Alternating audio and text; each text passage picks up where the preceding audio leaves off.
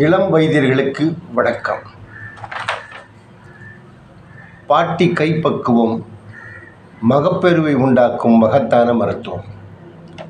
இரத்தப்பெருக்கை உண்டாக்கும் இரும்பு சத்து நிறைந்த முருங்கை மரத்து பிசின்,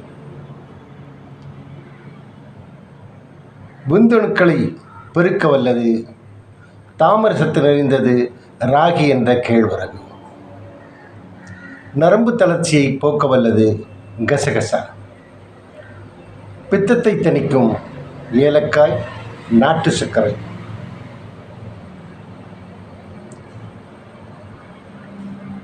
இது பாட்டியோட பணியாரம் செய்யும் சூட்சம். திருமணமான இளம் தம்பதியர்கள் 40 வயதுக்கு மேல் தாம்பத்திய உறவில் குறைபாடு உள்ளவர்கள் மேற்சொன்ன முருங்கை மரத்து பிசின் 50 கிராம், தாமரை சத்து நிறைந்த ராகி மாவு 500 கிராம், நரம்பு தளர்ச்சி போக்க வல்ல கசகசா 200 கிராம், ஏலக்காய் 10 கிராம், நாட்டு சர்க்கரை 200 கிராம்.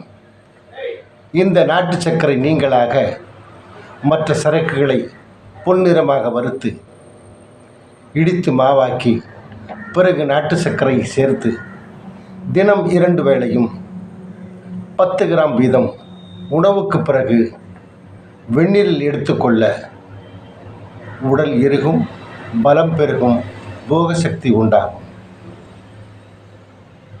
இது நமது இளம் தம்பதியர்களுக்கு திருமணம் முடிந்த கையோடு மறுவீடு என்று அழைக்கும்போது பெட்டி கட்டு முறையில் மகப்பேறு உண்டாவதற்கான நமது பாட்டி இந்த பணியாரத்தை செய்து பெட்டி கட்டு முறையை பயன்படுத்தி இருந்தார்கள்.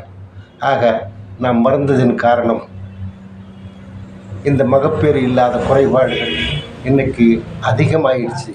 ஆகவே மேற்சொன்ன முருங்கை மரத்து பிசின்,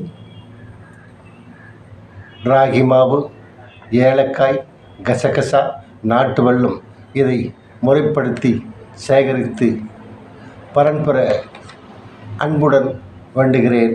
நன்றி, வணக்கம். இதை உட்கொள்ளும் பொழுது பலம் பெருகும், உடல் இருக்கும், போகசக்தி உண்டாகும். அனைவரும் எடுத்துக்கொள்ளலாம்.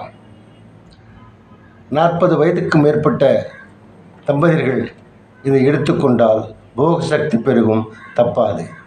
இது அனுபவத்தில் கைகண்ட முறையாகும். இந்த முறையை எளிய முறை, எந்தவித பக்க விளைவும் ஏற்படாத வகையில் நம் முன்னோர்கள் ஏற்படுத்திய அனுபவ முறையாகும். ஆகவே சேகரித்து முறைப்படுத்தி பலன் பெற நன்றி, வணக்கம்.